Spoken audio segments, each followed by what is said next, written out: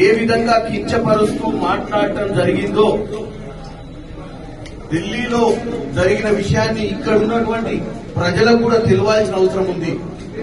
BJP ఏ నినాదంతో ముందుకు పోతుందో అన్న విషయాన్ని తెలవజేయడానికే ఈరోజు ఇక్కడ ఈ ప్రెస్ మీట్ పెట్టడం జరిగింది. మీకు ఇప్పుడు నేను ఒక వీడియో ఏదైతే పార్లమెంట్ లో అమిత్ షా గారు మొదలు మాట్లాడి తర్వాత దాన్ని వక్రీకరించిండ్రు, ప్రతిపక్షాలు దాన్ని వక్రీకరించని చెప్పే ప్రయత్నం కూడా చేసిండు. అదే వీడియోని ఇప్పుడు మీకు నేను ప్లే చేస్తున్నా.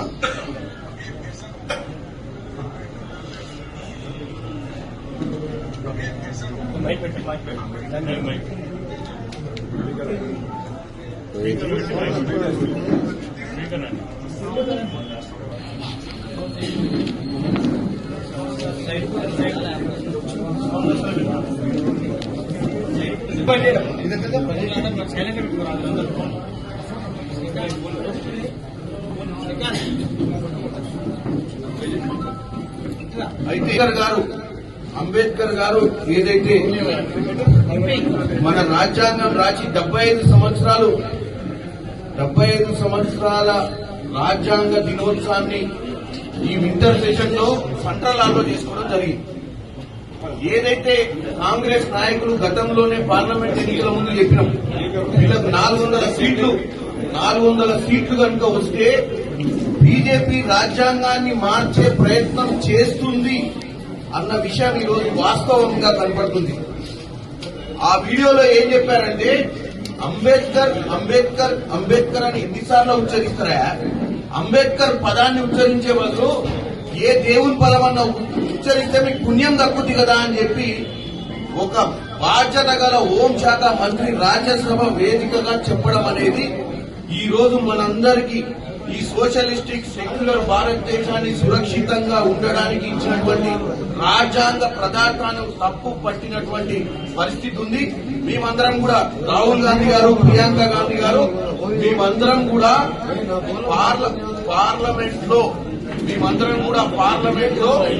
అమిత్ షా గారు క్షమాపణ చెప్పాలి, డాక్టర్ బాబాసాహెబ్ అంబేద్కర్ గారి కించపరిచిన విషయాన్ని క్షమాపణ చెప్పాలని చెప్పడం జరిగింది.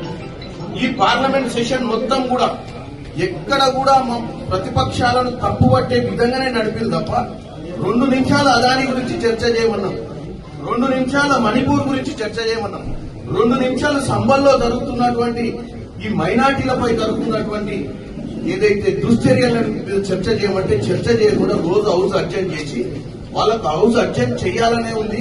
జమిలీ ఎన్నికల బిల్లు తప్ప ఏ బిల్లు మీద ధ్యాస లేదు వాళ్ళకి. ఎందుకంటే వాళ్ళు ఏదనుకున్నారో అదే చేయాలన్న ఉద్దేశంతో ఈ రోజు ప్రజలను తప్పుతో పట్టిస్తూ మా ప్రతిపక్షాలను, మా ఇండియా కూటమి నేతలను అందరినీ ఇలా రాహుల్ గాంధీ గారు మేము రోజు ధర్నా చేస్తున్నాం అన్నకూడ మకర్ ద్వార దగ్గర. మేము పక్క నుంచి వాళ్ళని రోజు పైకి పోయి వాళ్ళ సభకు పోయే విధంగా మేము దారి వదిలిపెట్టి మేము ప్రజాస్వామ్యబద్దంగా ధర్నాలు చేసేవాళ్ళం.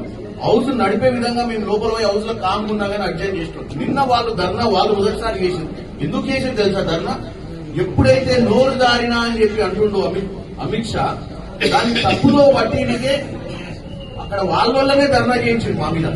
ఆ ధర్నా చేసే సమయంలో రాహుల్ గాంధీ గారు దారి ఇవ్వకపోతే ఆ దారిని తయారు చేసుకుని మెట్లెక్కిపోయే ప్రక్రియలో ఎవరో కింద పడ్డారని చెప్పి ఎత్తి కట్టుకట్టి రాహుల్ గాంధీ గారిని ఎఫ్ఐఆర్ ఫైల్ చేయడానికి ప్రయత్నించారు. నేను ముఖ్యంగా మన నియోజకవర్గ ప్రజలకు మీ మీడియా ద్వారా చెప్పేది ఏంటంటే బీజేపీ పార్టీకి మన రాజ్యాంగం మీద గాని మన ప్రజాస్వామ్యం మీద గాని ఈ రోజు వాళ్ళకి ఏమాత్రం గౌరవం లేదు. అందుకే ప్రజాస్వామ్యాన్ని, రాజ్యాంగాన్ని సురక్షితంగా అన్ని వర్గాల ప్రజలను కాపాడే విధంగా మన రాజ్యాంగం రాసినటువంటి అంబేద్కర్ గారిని కించపరిచే విధంగా మాట్లాడారని తెలియజేస్తున్నారు. మిగతా విషయాలు ఇప్పుడు మా మంత్రి గారు కూడా మాట్లాడుతున్నారు.